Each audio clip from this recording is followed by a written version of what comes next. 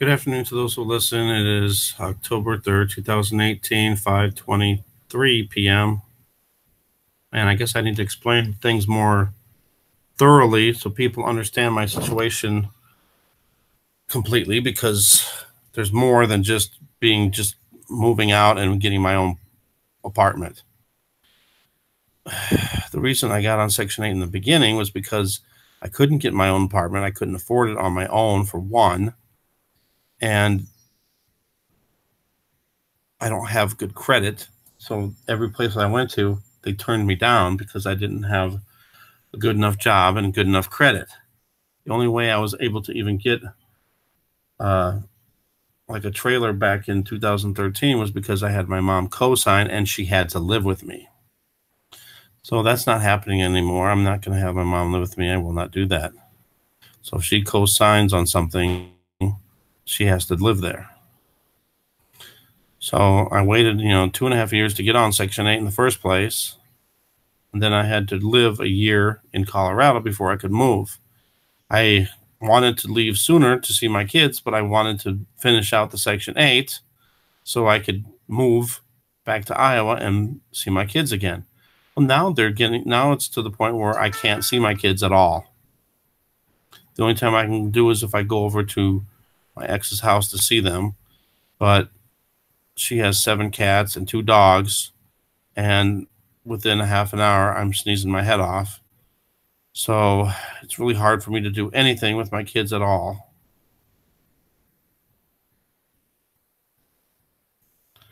So, it's stupid. I think this was all planned way ahead of time to screw me over. I really do. It's unbelievable. The day I left Colorado, and every day since then has been a nightmare. Every single day has been a nightmare since I left.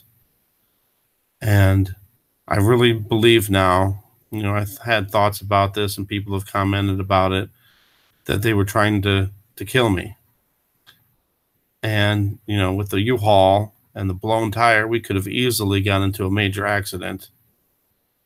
And now with this mold situation, and people have said, well, why don't you just go back there and live there, just get a dehumidifier? It's not that easy. I went in and out of that apartment 6 different times and got sick 6 times. And the first time I got sick, I got on prednisone. I was fine until 5 days. And then after the 5 days of the prednisone, I got sick again.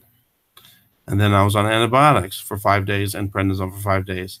And after the 5 days went past, I got sick again. And then I decided, well, I'm tired of being sick. I'm tired of not being able to breathe.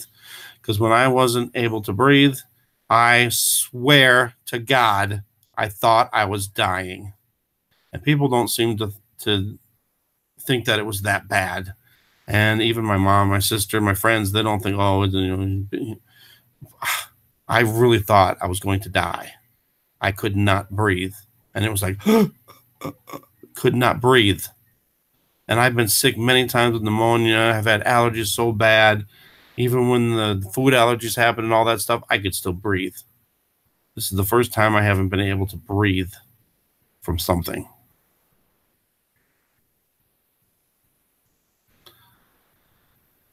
So, Section 8 yesterday was saying, oh, don't worry. I told her, I said, if I get out of, if I try to get out of this lease, Section 8 ain't going to help me and I'm going to lose my Section 8 forever. She says, oh, no, why are you worrying about that? Don't worry. We're going to get you a new place and we'll set you up somewhere else. And then today she says, oh, we found nothing wrong with the apartment and they found nothing wrong with the apartment. There's nothing wrong with the apartment and you have to live there or you will lose Section 8 forever. We won't help you find any other place. You lose your voucher. And I was like, wow. 1 day time, dramatic change. And I have all, some people saying, well, it's because you're not thinking positive. You're thinking negative about everything. Well, after yesterday, when I found out that she was going to switch me, I had nothing but positive thoughts this whole time. Everything's going to work out. And then, boom, now this happens. So I'm going to tell people, and you can take this however you want. I don't care. I really don't care. But thinking positive or negative does not change something. After something happens and you think positive or negative about it, yeah, things might get a little worse or better. But when I moved into that place, I was so happy I had my new place. There was no negative thoughts whatsoever. I was happy, and 2 days later I got sick. My positive thoughts did not help me at one bit from getting sick. And it didn't help me all the other times too. So I'm telling people now, positive or negative thoughts do not change outcomes. It might change something after the fact that it happens, but if I'm thinking positive or negative about the apartment, I was totally positive about the apartment when I first moved in there, and I got sick. And even after that, I thought, I just got sick, no big deal. And I was all positive, went back, and then I discovered all the stuff that was wrong with the air conditioner and under the sink and all that. And then I started getting negative. But still, again, those negative thoughts didn't make me get sick. No. So they expect me to go back to the apartment. I said, well, what am I supposed to do? Continue getting sick?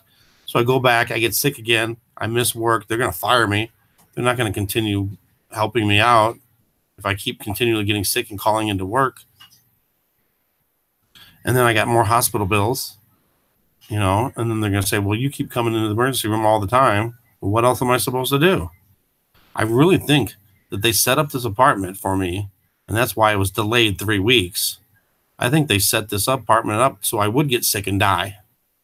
I didn't think that at first, but now I really do, because, now they're forcing me to go back there, or, I have to pay the whole lease off.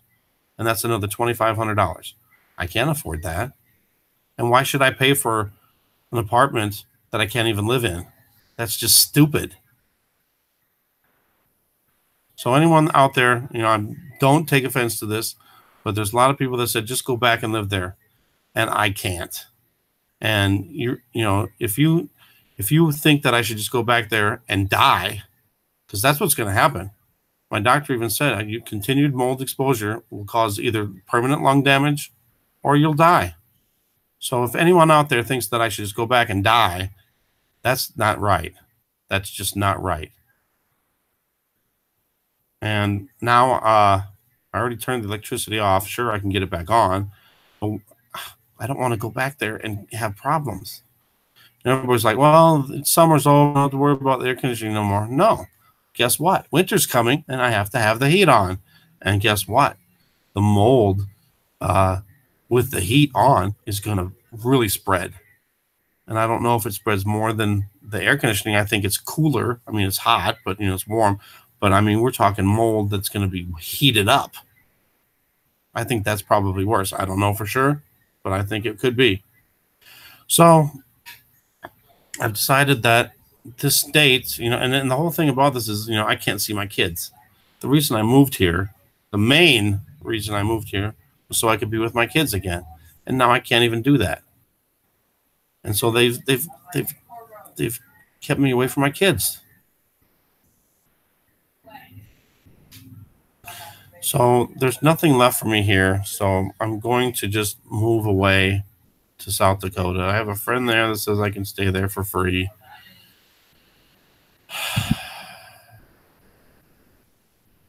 Might just sleep on the couch, but at least I'll have somewhere to stay where I don't have to worry about paying rent. Obviously I'll have to come up with my own food and stuff. I'm sure I can work enough to pay that. But there's nothing for me here. I have nothing here. I came here to be with my family, came here to be with my kids, and now I can't even do it. And either this was all a big setup, or God is really punishing me, and I should have never left Colorado. I would have been way better off in Colorado. I was paying $32 a month for rent. $32 a month for rent.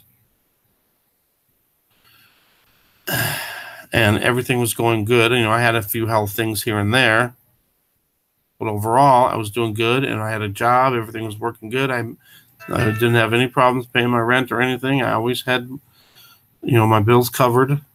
I didn't have a lot of money extra, but I had a little bit. Now I have nothing. And I've prayed to God, I've been doing this for months. And, I know that, you're supposed to just wait for God in this time, there's a plan, but I literally have one day left. I have tomorrow, and I have till Friday, but, I can't get a hold of anybody on Friday. The lawyer I won't be able to get a hold of, apartment complex can't get a hold of, and Section 8, they're all closed on Friday. So I really have tomorrow to get everything done. And I'm, got to get a hold of the lawyer tomorrow morning. But she told me, it's against the law for what they're doing. But, I can't get a hold of my doctor either. I've been trying since Monday to get a hold of the doctor. And I've left at least 6, 7 messages. They never answer the phone. And it's always a message, and we'll call you back. And they always say they'll call you back the same day, and they never do. I got a call from them yesterday, and it said, "This is Nicole. Please call us back as soon as possible. We need to hear from you right away." So then I called them like right after the message, and I said, I need to speak to Nicole. Oh, you're in the. Just hold on a minute. We'll transfer you to her. And then it would just ring, ring, ring, ring, and then it would go, and then someone would answer. It's the same person.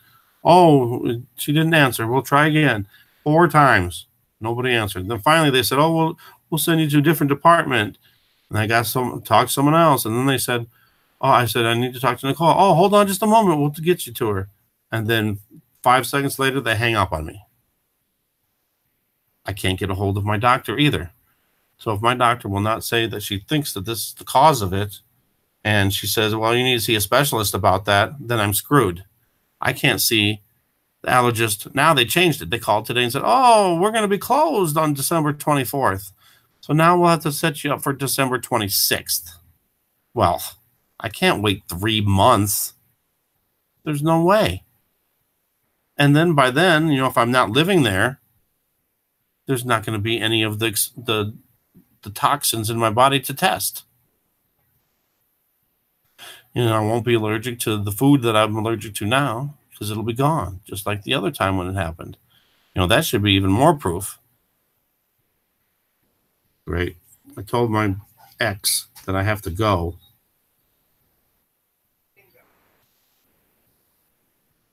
She's mad. "Oh, now you don't love your kids."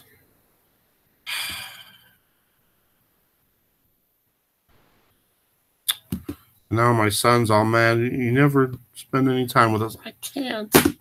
Because they're forcing me not to.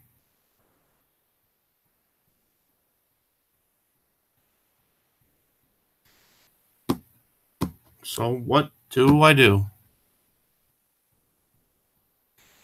I can't move out into my own apartment. For one, I can't afford it. 2, I don't have good enough credit or a good enough job.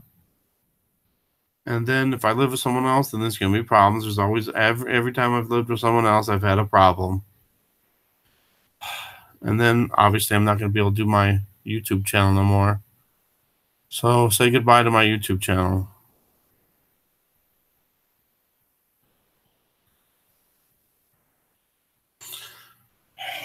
What in the world did I get Section 8 for if they're not even going to help me? And then I'm forced to pay for something where I can't even live. That's just ridiculous. I'm not going to pay them right now, but they're going to sue me, and then I'm going to be garnished wages and taken out of my taxes and stuff.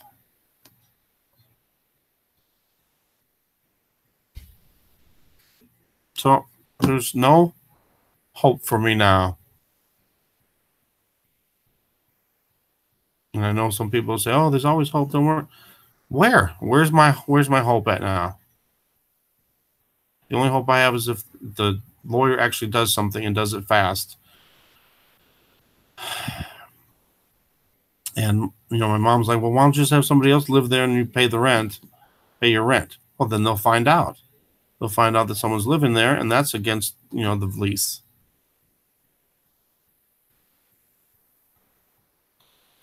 So I'm just gonna have to pay $247 plus electricity just for storage of my stuff. I'll just be keeping my stuff there for 10 more months, not living there. Ridiculous.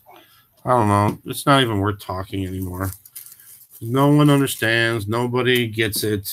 Everybody thinks that I should just go back and live there. Or the people that think I shouldn't live there, just get another apartment and be done with it. I can't do that. And that's why I made this video, because I need to explain that I can't just get my own apartment. I don't know. I don't know what I'm doing anymore. I don't know what's going to happen. I'm sure I'll do a video sometime, but who knows? Thanks for watching. Thanks for... God bless.